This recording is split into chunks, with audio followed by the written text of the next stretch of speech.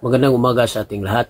Wednesday, February 19, 2025. Ito po ang salita ng ating Panginoong Diyos na pagkain ng ating kaluluwa kuha sa Marcos 8, 22 hanggang 26. Ang pagpapagaling sa lalaking bulag na taga Betsaida. Siya ay pumunta sa Betsaida at kanilang dinala sa kanya ang isang lalaking bulag. Pinamanhik nila sa kanya na siya ay hipuin ni Jesus. Sa pagkahawak ni Jesus sa kamay ng lalaking bulag, kanyang inakay siya na palabas na sa nayon. Niluraan niya ang mga mata ng bulag at ipatong ang kaniyang kamay sa kanya. Tinatanong siya ni Jesus, "May nakakita ka bang anuman?" Pagtingala niya ay kanyang sinasabi, "Nakikita ko ang mga tao na parang mga punong kahoy na lumalakad."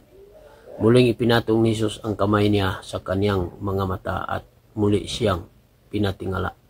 Siya ay napanauli at malinaw niyang nakikita ang lahat ng mga tao.